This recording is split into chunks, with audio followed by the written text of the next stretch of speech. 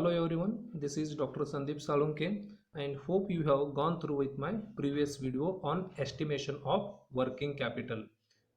Now in this video I am going to discuss with you a new problem. First I will read out the problem. Mr. Ramkrishnan supplies you the following particulars of his new project.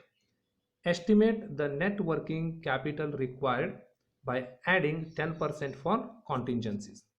Estimated cost per unit manufactured.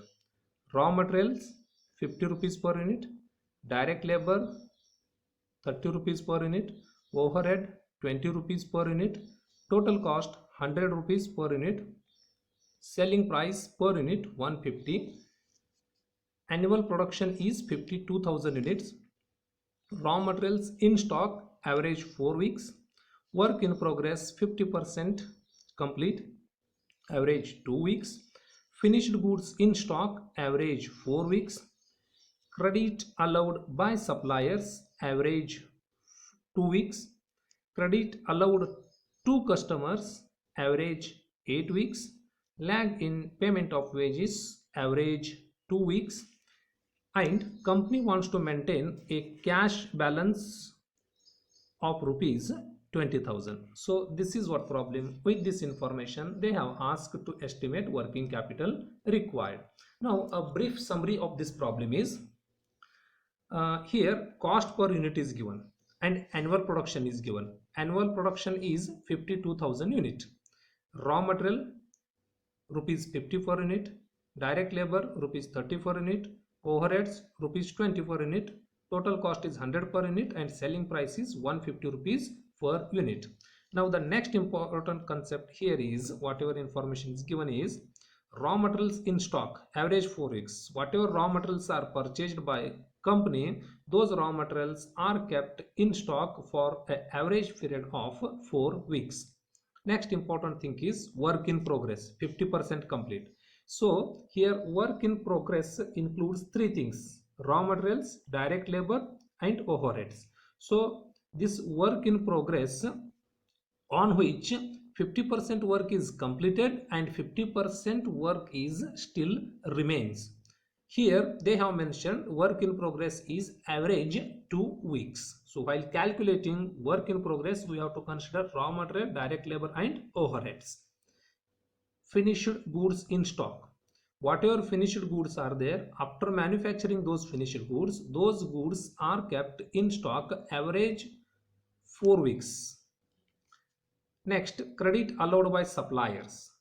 Whatever raw materials are purchased, the suppliers of raw materials are also called as creditors. They allowed a credit period of 2 weeks.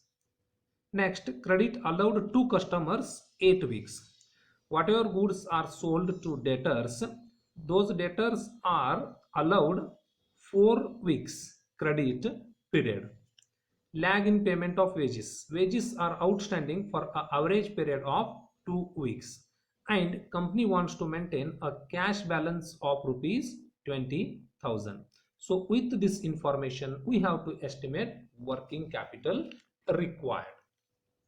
Here it is a format which I have discussed much in detail with you in my previous videos. Here we have to list out all current assets which are given in the problem, and here we have to list out all current liabilities which are given in the problem. Now let's start the solution. First, here what they have mentioned: raw materials in stock average 4 weeks. Whatever raw materials are purchased, those raw materials are kept in stock for a period of 4 weeks. So raw materials are current assets. Raw materials. See here how it is calculated. Raw materials amount.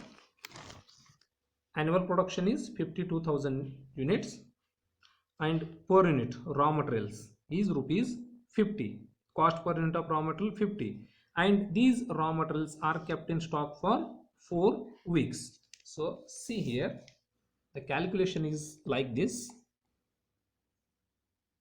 52,000 into 50 per unit into these are kept in for a period of 4 weeks. So 4 divided by 52. So in the calculator, it will be rupees 2 lakh. Now next,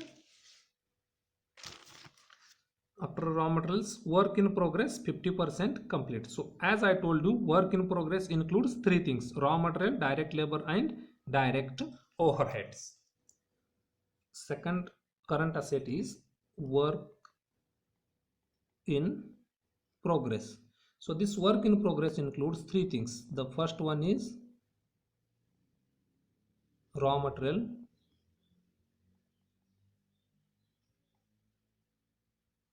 direct labor, and third one is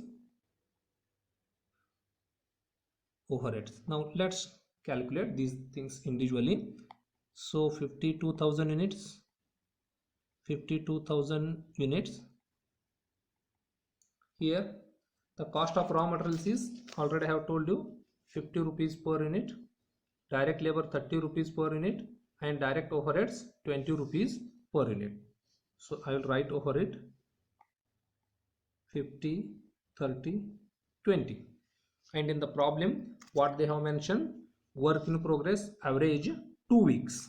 Okay, so into 2 divided by 52 into 2 divided by 52 into 2 divided by 52. Now here, and again what they have mentioned, the work in progress is 50% complete. Okay, so see here how it is treated. Raw materials are considered, they are used 100%. So 52,000 into 50 into 2 divided by 52, it is 1 lakh. Now direct labor and direct overheads are 50% used or completed. So 50 divided by 100, 50 divided by 100, it will be 30,000, and overheads will be 20,000. Okay, next see here, finished goods in stock average 4 weeks. Finished goods are current assets, so that's why I will write over it finished goods.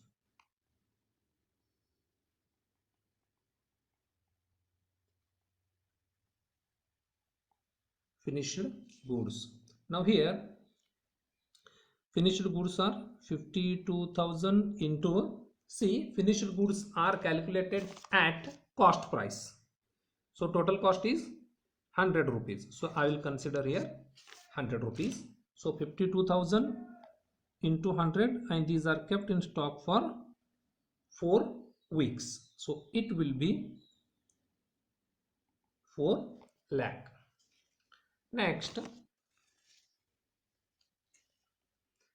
credit allowed by suppliers 2 weeks. So credit allowed by suppliers means credit period granted by the creditors. Whatever raw materials are purchased, the supplier of raw material is given how much credit period? 2 weeks credit period. So creditors are our current liabilities. So I will write over it creditors, or you may in bracket also write suppliers. So 52,000 units into raw material per cost is 50. So 2 divided by 52. It will be 1 lakh. Next, credit allowed to customers 8 weeks. So whatever debtors are there, those debtors are allowed 8 weeks credit period. So debtors are our current assets. So that's why I will note down here debtors 52,000 into, I will again consider cost price 100 rupees, and they have allowed 8 weeks credit. It will be rupees 8 lakh. Okay, so see how simple it is. Next,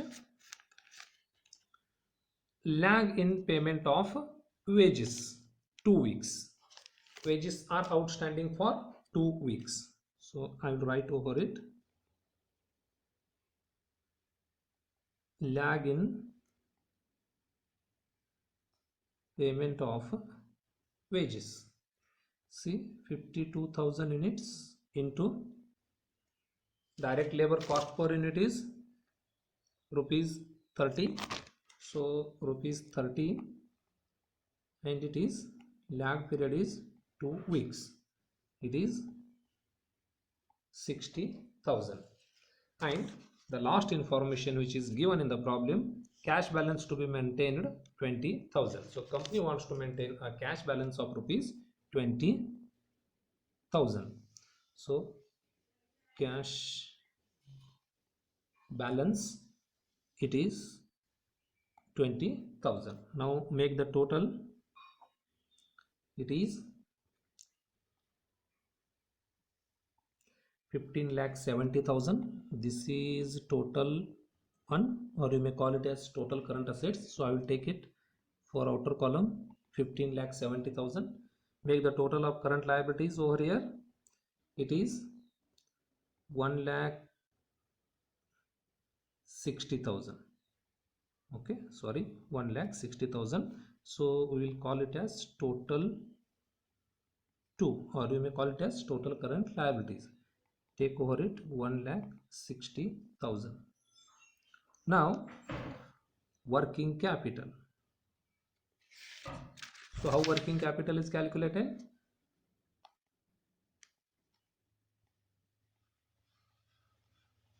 One minus 2. So 15,70,000 minus 1,60,000, 14,10,000. And in the problem, what they have mentioned, add 10% for contingencies. So 10% over this amount. So 10% on 14,10,000, 10% on it. So it will be 1,41,000. So add amount this over here. It will be 15,51,000. So this is nothing but net working capital required.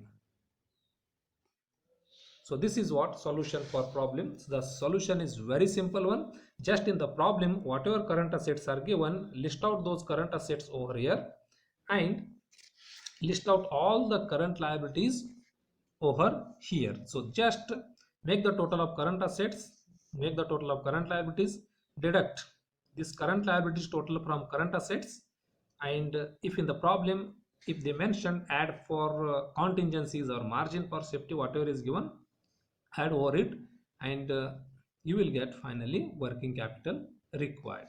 Okay, so see, this problem is very simple one, and if you have any doubts, please feel free to ask doubts. Thank you.